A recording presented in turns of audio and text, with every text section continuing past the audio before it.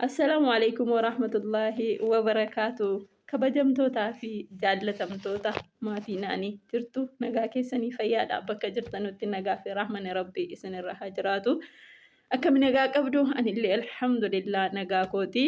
Har'as keessummaa isinii qabadhee dhufeen jira. Keessummaa kiyya waliin turtii gaarii akkan dabarsullee abdiin qabaa. Isinis du'aadhaan nu bira dhaabbadhaa isiniin jecha amma tokko waanuma beeknurraa wal gaggaafanna jennee keessummaa asitti affeerree jirra. Egaa gaafii keef deebii keenya keessatti yoo dogongorri jiraate ustaazonni kan keenya koomentiidhaan akka nuuf sirreessitan kabajaan isin gaafannaa. Hangasittuu keessummaan keenya of isin barsiifti walumaanuu gara siin jedha. Assalaamu alaikum warahmatullahi wabarakaatu. Obboleettii kiyya qaalii fi gaarii baga nagayaan dhufte achumaanuu hordoftoota kiyyaanillee wal bariinsiin jedha turtii gaarii.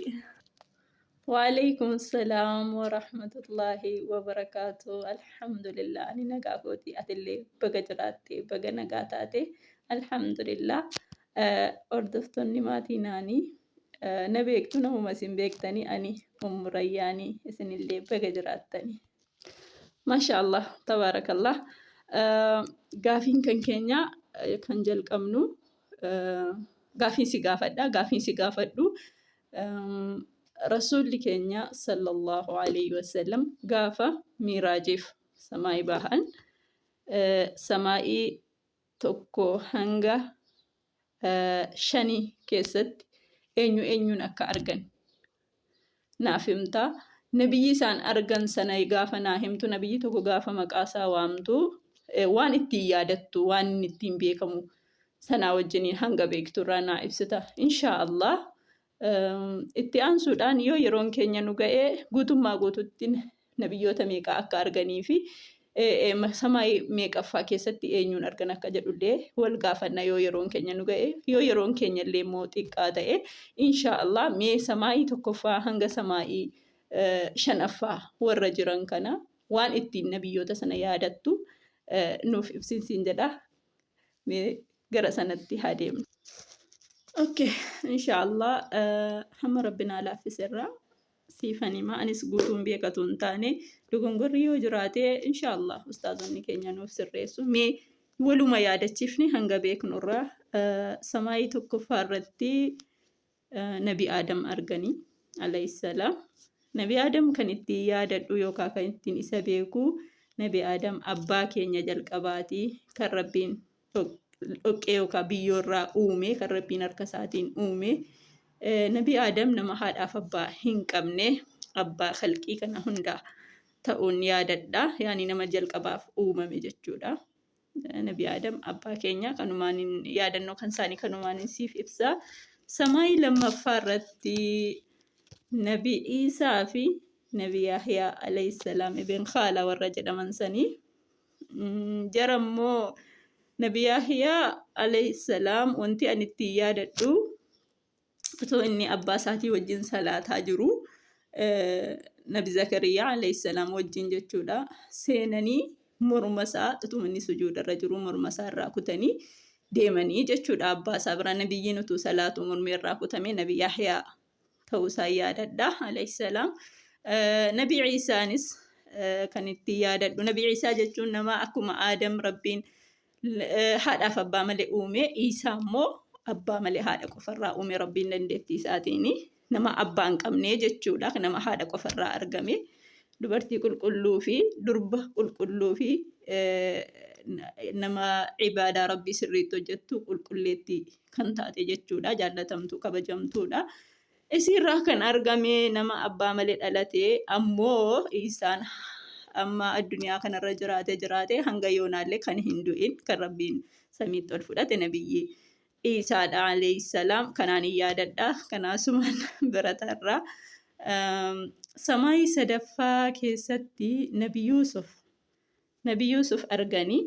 Nabi Yuusuf alayhissalaam ilma Yaaquubi. Yaaqub ilmaan 11 qaba. Sana keessaa nabi Yuusuf ilma Yaaqub. Yuusuf akkam baay'ee Yaaqub baay'ee kan Yuusufin kan jaallatu ilmaan isaa hunda keessaa jechuudha. ilmaansaa obbolaansaa illee itti naafu turanii isa abbaansaa akkasii isa صل على محمد. Allahumma salli wa sallam. Akkasii inni daa'imummaa ijoollummaadhuma isaatiin manaama wayii argee abbaa isaatti hime wanti itti yaadadhu inni abbaa isaatti hime abbaan isaa immoo manaama kee kanaa obbolaa kee ittiin himini sharrii sitti gochuu jiraatu malaa jedhee gorsee jarri tarii akka dhaga'an hin beeku. Inni illee kan jedhee قال يا أبتي إني رأيت 11 كوكبا والشمس والقمر رأيتهم لي ساجدين jedhee jechi kun yoo dogongoraa qabaate illee ustaazonni nuuf sirreessaa jenna. Achi booda inni akkas jedhu Yaaqoob immoo قال يا بني لا تقصص رؤياك على إخوتك فيكيدوا لك كيدا jedheeni akkanni hin himne yaani itti hime jechuudha. Akkanuma yaada wantiin kana yaadachiisee fi yoo jechi keenya kun sirrii ta'uu baate akka nu sirreessanii fi achi booda obbolaansaa inaaffaadhuma abbaan akkana isa jaallatuu fi isa jibbu turanii gaaf tokko abbaa eeyyamsiisanii fudhatanii manaa deemanii achitti isa hin ajjeefnedhanii gariin hin ajjeesinaa biirii buusnedhanii biirii isa buusanii uffata isaa dhiiga sobaan dibanii abbaatti geessanii yeeyyiitu nurkaa nyaatee jedhanii abbaadhaan.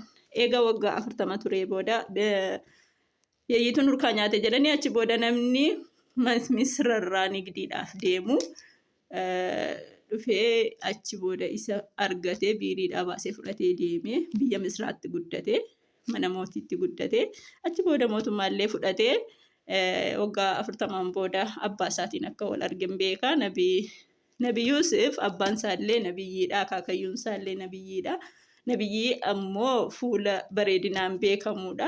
Kan inni yaadadha Yusufiini. Samaayi arfaffaa keessatti immoo Nabi Idris alayhi salaam Nabi Idrisiin arganii Nabi Muhammad sallallahu alayhi wasallam. Nabi Idris nabiyyii asii Jibriil fuudhee samaayi bahee garuu gaafa samaayii qochoo Jibriil irra taa'ee ol bahee garuu gaafa samaayii arfaffaa gahu Azraa'il achitti dhufee ruuhii isaa fuudhee jechuudha. Nama nabiyyoota ammaan dura duniyaarraa akiraa deemanirraa Nabi Idris samaayii arfaffaa keessatti ruuhiin isaa baatee garuu janaazaan isaa hin awwaalamne hanga yoonaatti jechuudha. Wanti beekamu hin jiru. Yoo beekama ta'e immoo wallahu a'lam beektonni keenya nuuf ibsanu. Ani amman beekurraayi kan si ibsu jechuudha. Kana akkasittiin beeka yaani inni achitti lubbuun isaa ba'u samaayii arfaffaa irratti. Samaayii shanaffaa yookaan kan xumura kan na gaafatte inshaallah yeroo argannetti darbina naan jette. Samaayii shanaffaa Nabi Haaruun obboleessa Muusaa kan waliin ergame jechuudha. Isa yaadadha.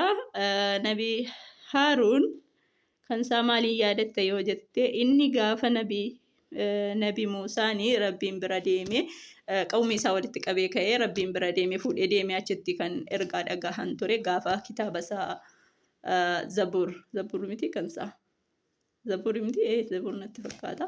Isa fudhattee deebi'u sanii inni Haaruuniin qawmii isaa sana walitti qabee Haaruun biratti dhiisee deemee erga Nabi Muusaan deemee booda Muusaa Saamrii dhufee uummata sana akka jallise waan warqiirraa waan akkasii wayii waan akka maal jedhama waan akka jibichaa wayii tolchee akkallee sagalee qabaatee baroodu hojjetee kan inni itti gargaaramellee biyyee gaafa luka farda Jibriil irraa argatuutiin itti fayyadameen jedha Muusaa Saamrii. Kana mucjizaa kanatu argamee uummata walitti qabamee jiru sanaanii Nabi Muusaan Rabbii isaa asitti dhiisee deeme. Kanaafuu kunoo Rabbiin keessan kana gabbaraa jedhee uummata kafarsiise. Nabi Haaruun mudannoo kanatu isa mudate hamma Nabi Muusaan biraa deemetti mucjizaa isa biratti ta'eedha kuni.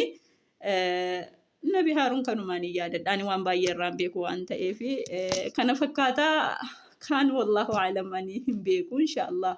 Amma barannee inshaallah qorannee irra geenyaan sin jedha deebiin kanuma natti fakkaata waan na bira jiru siif kenneen jira. Maasha Allah tabaarakallah rabbi sirraa jaallatu wallahi baay'ee namatti tola. Hamuma kana yaadatanii waanuma ofirraa qaban waliif qooduun xiqqaa miti. Kani sirraa'u dhabuusaa biiznillah ustaazota baay'ee qabna tiktookarraayis yuutuubarraayis bakka hundaayyuu ni qabna maashaallah tabaarakallah jarri sun illee nuuf sirreessu jedhee yaada inshaallah biiznillah gaafii ittaanummoo yeroo ittaanutti fidnee dhufnaa kanaafuu naaf ulfaadhu galatoomin siin jedha turtii naa waliin dabarsite hedduu si galateeffadha habiibtii rabbi sii wajjin haa jiraatu bakka jirtutti. Kabajamtootaa fi jaallatamtoota keenyaa gaafiif deebiin keenya kana fakkaata. Egaa akkuma dhageessanii yoo dogongorri jiraate bakka dogongoraa isin nu sirreessaa isiniin jedha. Assalaamu alaikum warahmatullaahi wabarakaatu.